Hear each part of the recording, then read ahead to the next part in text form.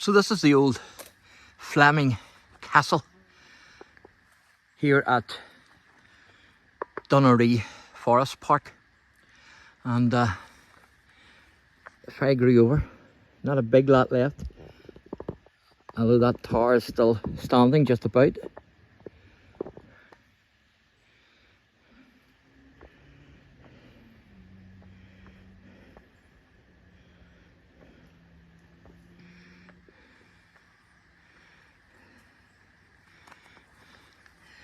Now in 1607, Gerald Fleming built a castle at Cabra here on land that was formerly owned by the O'Reilly family, which of course is now Forest Park, and it's only €5 in here, so well worth the money.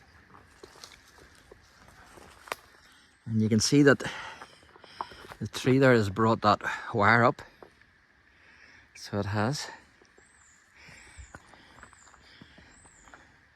Now there was a much earlier castle that was built here, according to tradition, by Anglo-Norman knight Hugh de Lacy.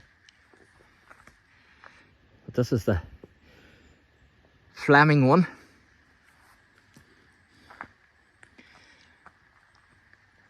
Now the Flemings themselves, of course, were an old Anglo-Norman family. Now when Gerald Fleming died, his estate passed to his son Thomas, and then to Christopher Fleming, Baron of Slane, around 1624.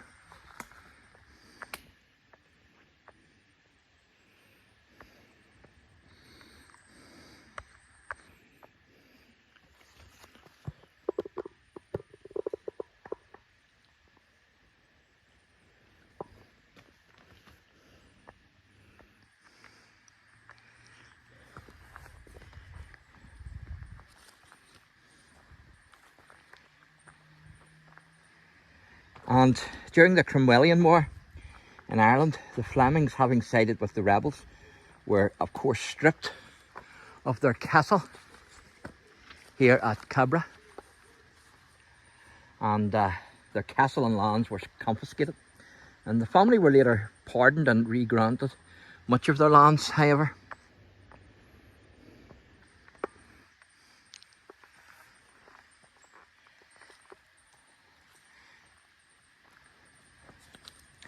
But it's certainly is a beautiful place, there's no doubt about that.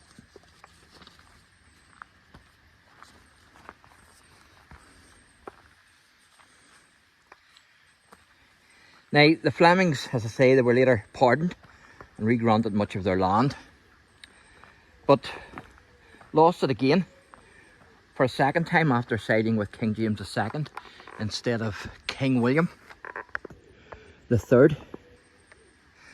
King James II, of course, had converted to Catholicism, and the Flemings themselves were a Roman Catholic family, where William, Prince of Orange, was a Dutch Protestant of the Reformed faith. Now, Christopher Fleming, 1st Viscount Longford and 17th Baron Slane, he was born in 1669 and he died in 1726. Now, as I say, he was a Roman Catholic, and he was an Irish peer and a member of the Irish Parliament of 1689, which is actually the Patriot Parliament. You can just about see the castle through the trees there.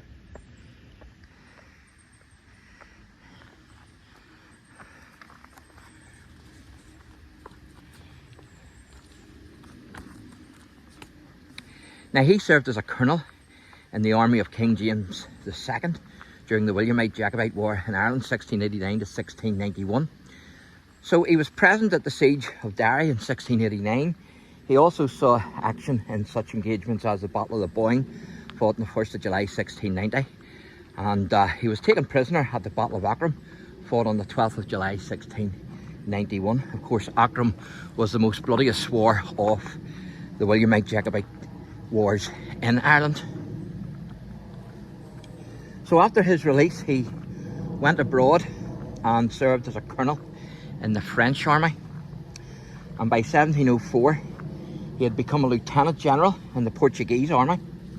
And through this service then, he was actually reconciled to the British Crown. In 1709 his attainder was reversed by the House of Lords, and in 1713 he received a royal patent from Queen Anne, naming him first Viscount Longford.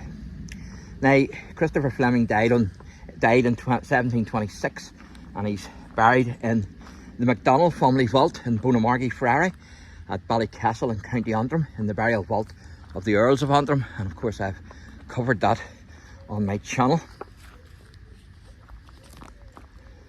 So, certainly a beautiful estate here, which is of course now open to the public as a forest park.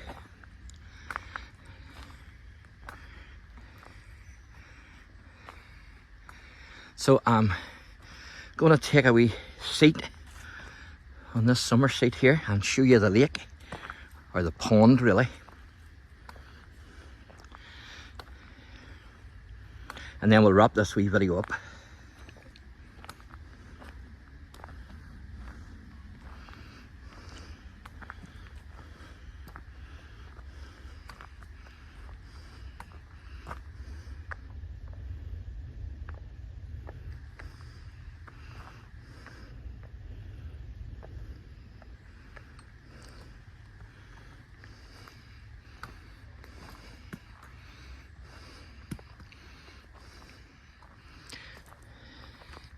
This is the duck pond. You can see the ducks there messing about over the far side, jumping about in the water.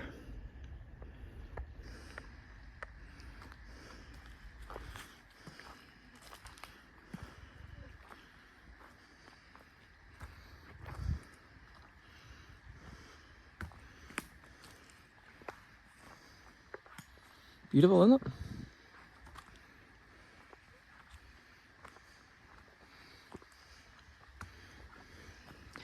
This wee bit would remind you of Hillsborough Forest Park. The lake up there, only the lake up there is much bigger. So you go, folks. Very tranquil here. Thanks for watching, and God bless.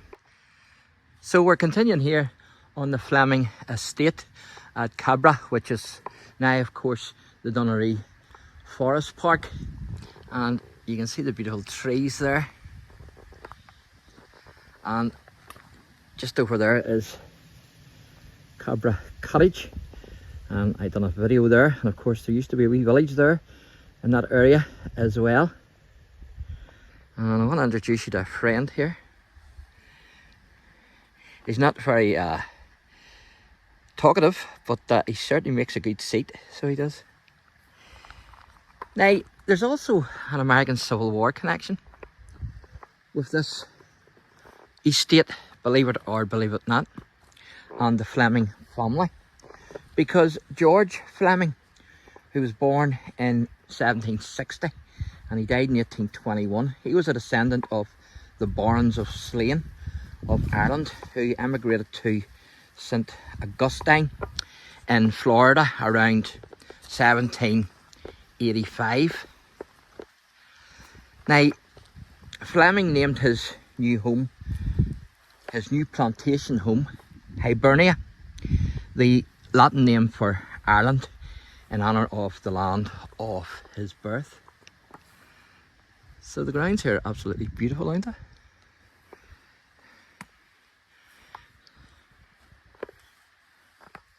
As you can see. Now, Colonel Lewis Fleming, a descendant of George Fleming, married Margaret Seaton, and they had 7 children. On the 3rd of August 1862, 64-year-old Lewis died of a heart attack in his bed at Hibernia, where the family lived. And of course the old Fleming Castle is on the grounds here. It's a ruin now, of course, and I did cover that on the channel as well.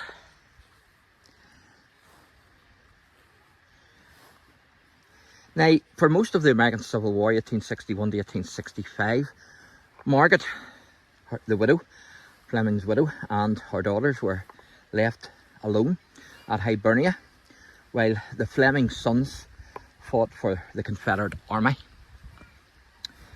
And Charles Seton Fleming, he was killed at the Battle of Cold Harbor in Virginia on the 3rd of June 1864.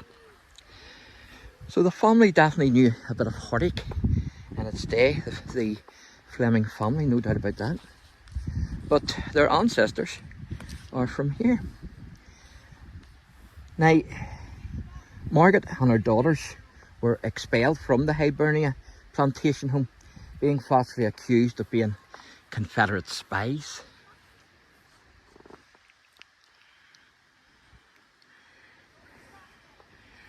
And they were accused of that by Union troops.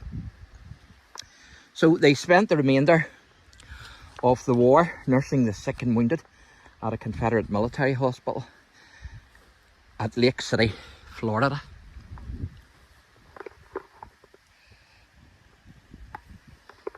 Now, after the Civil War, the Fleming family returned to Hibernia.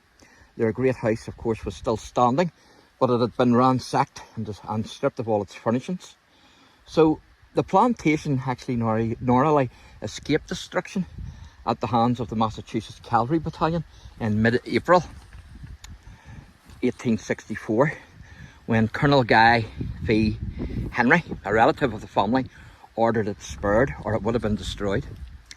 The family reopened the mansion as a hotel, the Fleming House Hotel, and Margaret Seton Fleming died at Hibernia on the 5th of April 1878.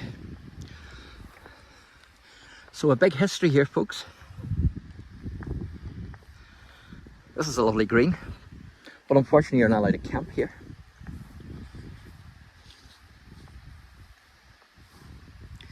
Now, in the 1880s, Lewis and Margaret's son Francis Philip Fleming of Hibernia and Jacksonville became the 15th governor of the state of Florida. So a very influential family indeed.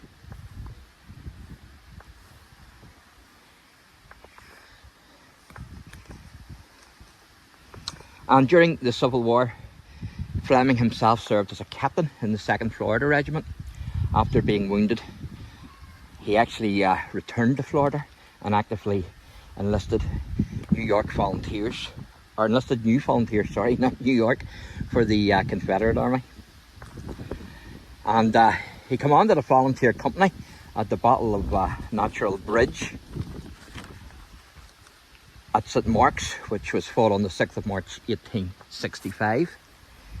Now, Natural Bridge was a Confederate victory, and by the end of the war, Fleming had served under 4 generals: John Magruder, Joseph Joe Johnson, or Fighting Joe Johnson, John Bell Hood, and himself, the Robert E. Lee, who was the icon of the Confederacy.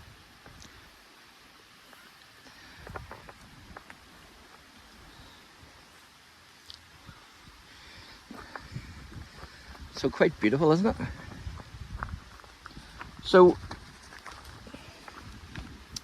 just going to show you down below here and let you see this.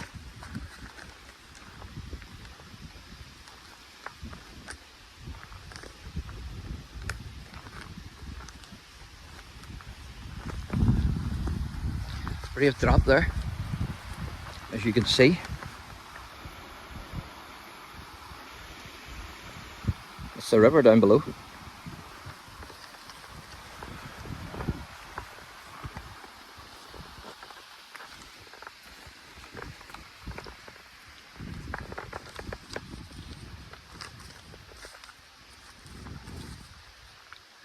So,